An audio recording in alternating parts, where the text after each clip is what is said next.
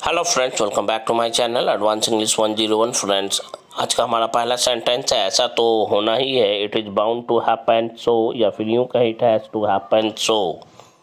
Sentence है ऐसा तो होना ही था, it was bound to happen, या फिर यूं कहें it had to happen so. Video अच्छा लगे तो लाइक, शेयर, सब्सक्राइब और कमेंट ज़रूर करें। मैं थोड़ी देर में आता हूँ। I am coming in a while. यहाँ पे प्रेजेंट इंडेफिनिट टेंस का सेंस है, लेकिन ये बनेगा नहीं, क्योंकि आप दिमाग का इस्तेमाल अब करना सीखिए। अकॉर्डिंग टू सेंस आप बोलेंगे, आपके लिए बेहतर रहेगा। कॉन्टिन्यूअस में इसलिए बना है, सेंस के अनुसार वो कॉन्टिन्यूअस में ही बनेगा। वह अभी कहीं खोया खोया सा लगता है या लग रहा है। He seems to be staying lost somewhere at this time. तुम्हारा दोस्त कहीं खोया सा लगता है। Your friend seems to be lost somewhere. Your friend seems to be lost somewhere. मैं बहुत गहरी नींद में था। I was in deep slumber. I was in a deep slumber ऐसा बोल सकते हैं, या फिर आप कहेंगे I was having sound sleep. आप बात को बढ़ा रहे हो, You are stretching the issue और You are stretching the matter, या फिर आप कहेंगे You are elongating the matter. You are elongating the matter. आप बात को क्यों बढ़ा रहे हो? Why are you stretching the matter? या फिर आप यूँ कहेंगे Why are you elongating the issue? या फिर कहेंगे Why are you elongating the matter? तुम बात को इतना बढ़ाने पर क्यों तुले हुए हो? Why are you bent on elongating the matter so much? या फिर यूँ कहेंगे Why are you bent on stretching this matter so much? मुझे सोने दो, लेट मी स्लीप। मुझे सोने दो, लेट मी स्लीप। मुझे सुबह 5 बजे उठकर मॉर्निंग वॉक के लिए जाना है। इसके लिए हम लोग कहेंगे let me sleep, I have to get up at 5 o'clock in the morning because I have to go for the morning walk. Video अच्छा लगता है तो लाइक करें, शेयर करें, सब्सक्राइब करें और कमेंट ज़रूर करें। वह अक्सर मेरे घर आता है। He often comes to my home. He often comes to my home. वह अक्सर मेरे घर आता था। He often came to my home. He often came to my home. वह अक्सर मेरे घर मुझसे मिलने आया करता है। He often uses to come to my home to meet me.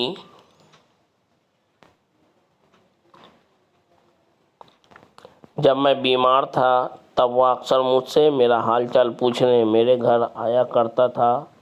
इसके लिए हम लोग कहेंगे When I was sick, he would come to me, या फिर इसकी जगह पे आप बोल सकते हैं He used to come to me to ask about my well-being और welfare.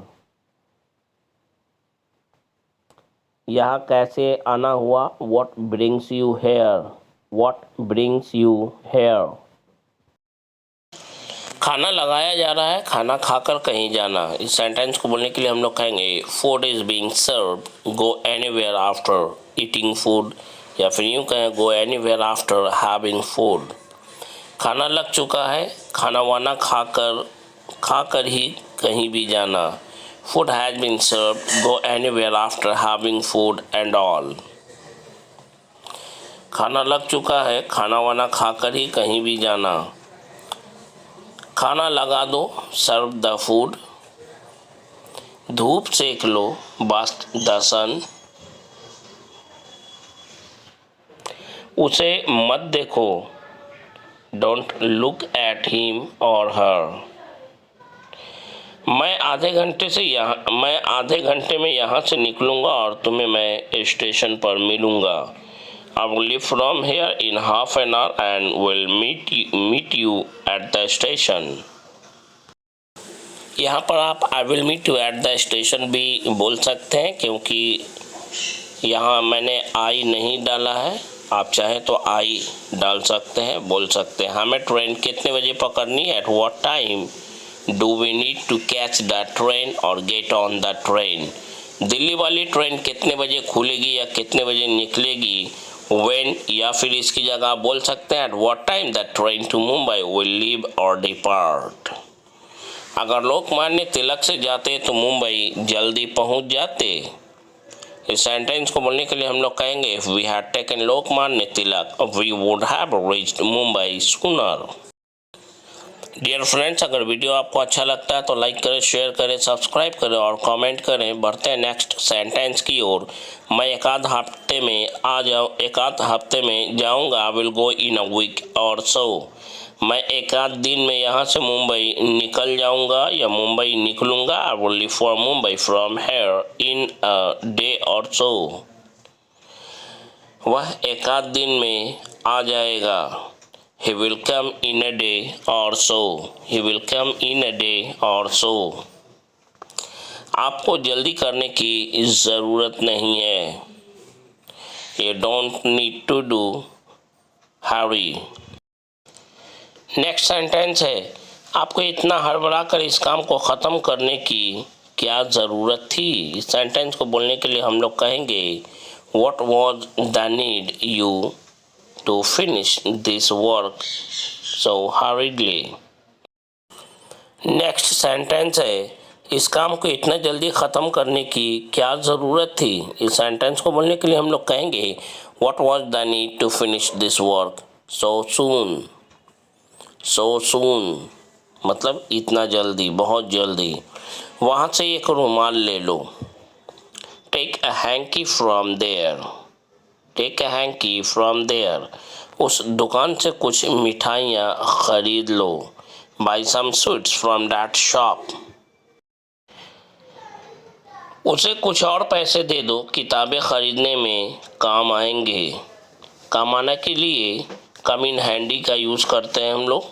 Give him some more money, it will come in handy to buy books. बढ़ते हैं अपने नेक्स्ट सेंटेंस की ओर। वह कितना आलसी लड़का है। How a lazy boy he is. वह इतना आलसी क्यों है, कोई नहीं जानता। या फिर यूं कहें, कोई नहीं जानता वह इतना आलसी क्यों है। No one knows why he is so lazy. क्या तुम जानते हो वह इतना आलसी क्यों हो गया है। Do you know why he has become so lazy. Do you know why he has become so lazy. क्या आप सुन रहे हैं। Are you listening. Are you listening. क्या आप मेरी आवाज़ सुन पा रहे हैं। Am I audible. Am I audible. नहीं, आपकी आवाज़ सुनाई नहीं पड़ रही है। आपकी आवाज़ नहीं मिल रही या नहीं सुन पा रहा हूँ। No you are not audible. No you are not audible. मुझे ये सब समझाने की कोशिश मत करो क्योंकि मैं तुम सब के रग रग से वाकिफ हूँ। Don't try to explain me all this because I know you all inside out very well.